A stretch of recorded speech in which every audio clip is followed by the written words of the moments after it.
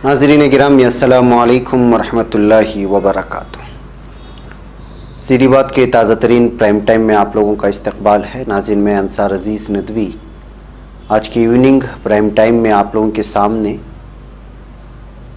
VHP के बारे में बताऊंगा, जिसने राम मंदिर की तामीर के तमाम तर प्रोग्रामों को मुलतवी कर दिया है। सऊदी अरब में 1000 साल कब्ल मसीह के कुछ आसार कदीमा मिले हुए हैं, उसके सिलसिले में बात करेंगे। इसके अलावा महाराष्ट्र में जो सियासी हलचल चल रही है उस पर भी तबसरा किया जाएगा। और नेपाल ने हिंदुस्तान के ख़िलाफ़ सख्त एतराज़ जताया है और गुस्से का इज़हार किया है हिंदुस्तान के नए नक्शे को लेकर के। एक तरफ अमेरिका में हिंद नज़ाद गज़ाला हाशमी ने तारीख़ रकम की है और वर्जीनिया की पहली मुस्लिम खातून सेनेटर बनी है। इस पर भी इंशाअल्लाह तफसीलात से रोशनी डाली जाएगी। उससे पहले आप लोगों से दरख्वास्त है कि जिन लोगों ने हमारे चैनल को सब्सक्राइब नहीं किया सब्सक्राइब कर लें और हमारे इन वीडियोस को 200 तक पहुंचाने में हमारी मदद करें। पैके नाज़रीन, आइए सबसे पहले बात करते हैं VHP की। विश्व हिंदू परिषद यानी VHP ने एक बड़ा कदम उठाते हुए राम मंदिर तामीर से मुताल्लिक सभी प्रोग्राम को फ़िलहाल मुलतवी करने का फ़ैसला किया है। अयोध्या अराज़ी मामले पर सुप्रीम कोर्ट का फ़ैसला सादिर होने से पहले ये VHP के ज़रिए उठाया गया बड़ा कदम है, क्योंकि अभी तक ये तंजीम राम मंदिर तामीर के लिए पुरअज़्म नज़र आ रही है और बार बार यही कह रही थी कि सुप्रीम कोर्ट का फ़ैसला उन्हीं के हक़ में आएगा और फिर फौरी तौर पर राम मंदिर की तामीर शुरू हो जाएगी। VHP के तर्जुमान शरद शर्मा ने इस सिलसिले में मीडिया को बताया कि राम मंदिर तामीर की तैयारियों में मसरूफ़ सभी कारीगरों को भी उनके घर भेज दिया गया है। 1990 के बाद पहली बार संग तराशी के काम को भी रोक दिया गया है। शरद शर्मा का कहना है कि हमने पत्थरों को तराशना रोक दिया और राम जन्मभूमि न्यास तय करेगा कि संग तराशी का काम दोबारा शुरू होगा या नहीं। राम मंदिर तामीर से मुतालिक VHP ने कई प्रोग्राम किए हैं और आगे भी कई प्रोग्राम मुजव्वज़ा थे जिन्हें फ़िलहाल रद्द कर दिया गया। इस सिलसिले में शरद शर्मा ने बताया कि चाहे फ़ैसला हिंदुओं के हक़ में आए या मुसलमानों के हक़ में, ये वक्त दोनों तबक़ात के दरमियान हम आहंगी और भाईचारा बनाए रखने की बेहतरीन मिसाल पेश करने का है। हम सभी को इस बात का ख्याल रखना होगा कि कोई भी ऐसा वाक़या सरज़द नहीं होना चाहिए जो हिंदुओं और मुसलमानों के दरमियान मौजूद फ़िरका वाराना हम आहंगी को ख़तरे में डाले और उनके रिश्तों में जहर घोले। काबिल ज़िक्र है कि सुप्रीम कोर्ट 17 नवंबर से पहले राम जन्मभूमि बाबरी मस्जिद इन्हिदाम मामले में फ़ैसला सुना सकता है, क्योंकि 17 नवंबर को चीफ जस्टिस रंजन गोगोई सुबुकदोश हो रहे हैं। जस्टिस रंजन गोगोई ने अयोध्या अराज़ी तनाज़े पर समाअत के लिए तश्कील 5 रुकनी बेंच की सदारत की है और अब सभी इस बात का इंतज़ार कर रहे हैं कि वो कोई फ़ैसला सुनाएं। बहरहाल हमेशा अपने कारकुनान को राम मंदिर तामीर के लिए जोश दिलाने और अक्सर बाबरी मस्जिद के हक़ में फ़ैसला किसी भी हाल में कबूल न होने का इशारा देने वाली VHP ने अपने रवैये में थोड़ी नरमी का मुजाहरा किया है। एक हिंदी न्यूज़ पोर्टल के मुताबिक VHP ने इंतहाई मुतनाज़ा इशू पर फ़ैसला आने से कबल अपने कारकुनान से वाज़ेह लफ्ज़ों में कह दिया है कि वह अमन बहाल रखें और किसी जश्न का माहौल बनाने से परहेज़ करें। बहरकैफ नाज़रीन, ये थी VHP का जो सबसे ज़्यादा बाबरी मस्जिद और राम मंदिर तनाज़े को लेकर के सरे फहरिस्त रही है और हमेशा भड़काऊ भाषण देने में और मुल्क के हिंदू भाइयों को भड़काने में इसने अहम रोल अदा किया है। अब ऐसे हालात में जब बाबरी मस्जिद का फ़ैसला आ रहा हो, ऐसे हालात में अपने तमाम तर कार्रवाइयों को रोकना ये वाकई जो है संजीदगी से लिया गया शायद ये फ़ैसला है। बहरकैफ नाज़रीन, आइए हम सऊदी अरब की बात करते हैं। सऊदी अरब में 1000 साल कब्ल मसीह के आसार कदीमे का इंकशाफ हुआ है। सऊदी अरब में सयाहत और कौमी वर्से से मुतालिक जनरल अथॉरिटी ने हाइल सूबे में आसार कदीमा का एक मकाम दरियाफ्त किया है जो 1000 साल कब्ल मसीह के ज़माने का है। यह मकाम हाइल शहर के मगरिब में तकरीबन 205 किलोमीटर की दूरी पर अशामिली ज़िले के शिमाली मगरिब में वाक़ है। हाइल सूबे में सयाहत और कौमी वर्से से मुतालिक जनरल अथॉरिटी के डायरेक्टर जनरल इंजीनियर ज़ियाद अल मस्यूल ने बुध के रोज़ बताया कि हालिया दरियाफ्त हाइल सूबे में आसार कदीमा के ख़जानों में एक बड़ा इजाफा है जो इलाके में सयाहत की तरक्की में मुआविन साबित होगा। उन्होंने बताया कि जनरल अथॉरिटी इस मकाम को सयाहों के इस्तकबाल के लिए तैयार करने पर काम करेगी। दूसरी जानिब हाइल सूबे में कौमी वरसे की देखभाल के शोबे के सरबराह और आसार कदीमा के माहिर साद अर रोसैन के मुताबिक मज़कूरा मकाम पर नर्म रेत और रसूबी चट्टानें पाई जाती हैं। यहाँ चट्टानों पर बड़ी तादाद में तस्वीरी और तहरीरी नक़ूश मौजूद हैं।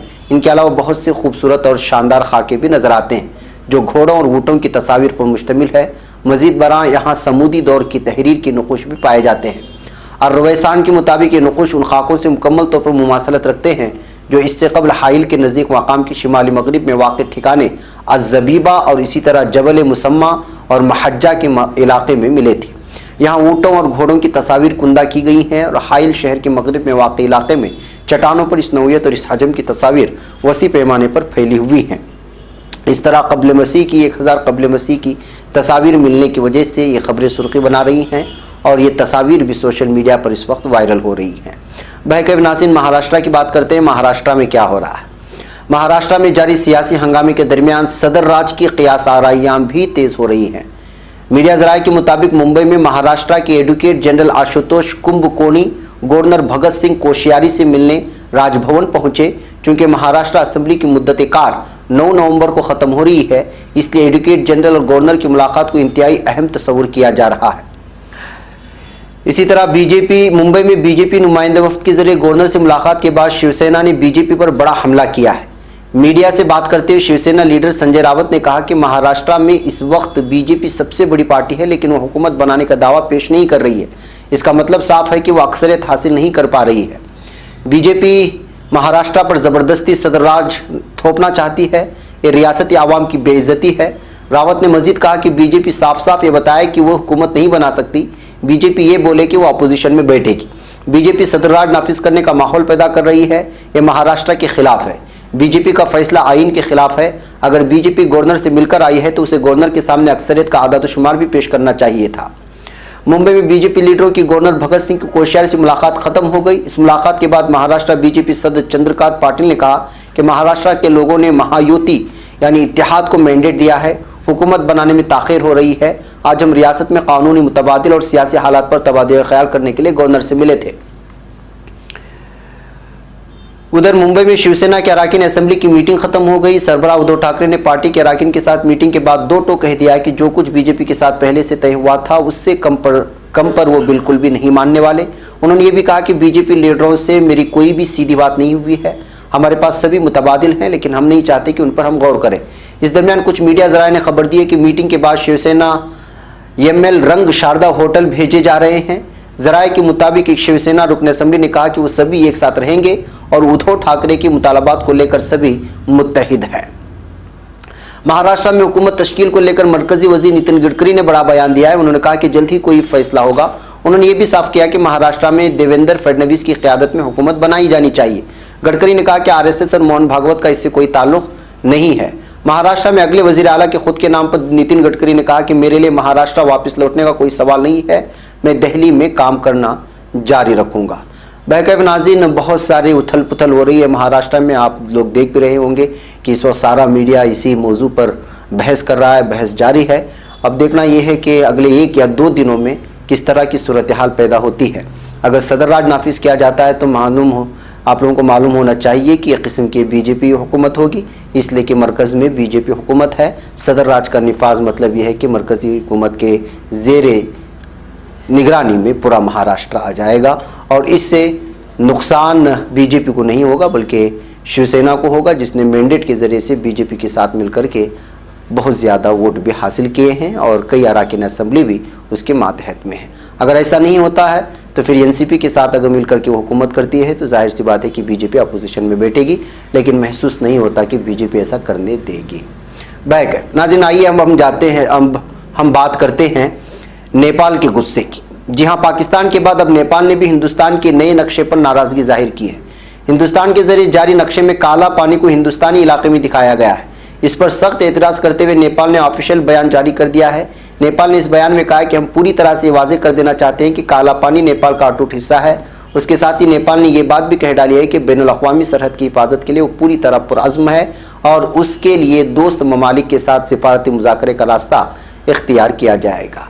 नाज़रीन, याद रहे कि अभी हालिया में हिंदुस्तान की जानिब से एक नया जो हिंदुस्तान का मैप जारी कर दिया गया था, जिसको लेकर के पाकिस्तान भी इश्काल कर रहा था और अभी नेपाल इश्काल कर रहा है और चाइना भी इश्काल करने की बात सामने आई थी 2 दिन कबल।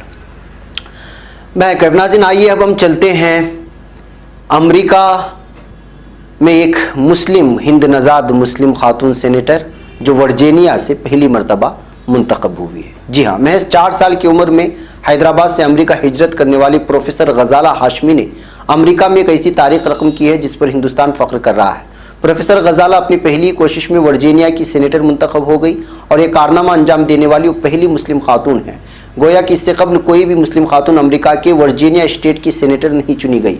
दहाइयों से वर्जीनिया पर रिपब्लिकन का कब्जा था, लेकिन गुज़िश्ता मंगल को डेमोक्रेट प्रोफेसर गजाला हाशमी ने रिपब्लिकन को इख्तियार से बाहर का रास्ता दिखा दिया है। गजाला के लिए एक बड़ी कामयाबी है। उन्होंने अपनी पहली कोशिश में ग्लेन स्टीटवांट को शिकस्त दे दी। अपनी फतह के बाद गजाला ने कहा कि ये सिर्फ मेरी फतह नहीं, ये उन सभी लोगों की फतह है जो ये मानते हैं कि यहाँ वर्जीनिया में कुछ बदलाव होना चाहिए। ये उन सभी लोगों की फतह है जो ये मानते हैं और मुझ पर यकीन करते हैं मैं उनकी आवाज़ उठा सकती हूँ। प्रोफेसर गजाला की कामयाबी के बाद साबिक वज़ीर ख़ारिजा हिलरी क्लिंटन ने उन्हें मुबारकबादी देते हुए काफ़ी तारीफ़ की और उम्मीद जाहिर की है कि वर्जीनिया के लिए अच्छा साबित होंगी। कई दीगर बड़ी हस्तियों ने भी डेमोक्रेट गजाला की कामयाबी को काबिल कद्र बताते हुए उन्हें मुबारकबादी पेश की है। यहाँ काबिल ज़िक्र है कि प्रोफेसर गजाला अमरीकी सदर डोनाल्ड ट्रंप की सख्त मुखालिफ तस्वुर की जाती हैं। गजाला ने खुद एक बयान में कहा है कि जिस वक्त सदर डोनाल्ड ट्रंप मुस्लिम तबके के खिलाफ जहर उगल रहे थे, तब मुझे लगता था कि क्या वो कभी इस मुल्क को अपना घर भी मान सकेगी। आज जब वो वर्जीनिया की सेनेटर मुंतखब हो गई हैं तो उनकी पूरी तवज्जो उस इलाके की फलाह व बहबूद और तरक्की की तरफ है।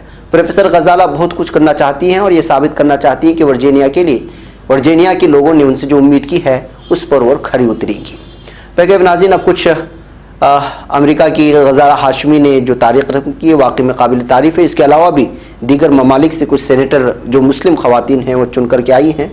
वे सारी तफसीलात इंशाअल्लाह और किसी प्राइम टाइम में रखने की कोशिश करूँगा। जिनके अलावा भी जो यूरोपियन ममालिक से ही ताल्लुक़ रखने वाले नाइजीरिया और वहाँ से सोमालिया नजाद भी एक सेनेटर जो है चुन कर के आई हुई है। मैं ये सारी चीज़ें आप लोगों के सामने ज़रूर रखूँगा। पैके नाज़रीन, अब कुछ तस्वीरें देखें। ये मुंबई के रेलवे स्टेशन की है, मकामी रेलवे। आपको मालूम होना चाहिए कि मुंबई का रेलवे लाइन बहुत ही मकामी या लोकल तौर पर भागने वाली, यहाँ पे हमेशा पैसेंजरों की भरमार होती है और लोग एक दूसरे लाइन को क्रॉस करने की कोशिश करते हैं जबकि रेल भी तेज़ी से आ रहे होते हैं।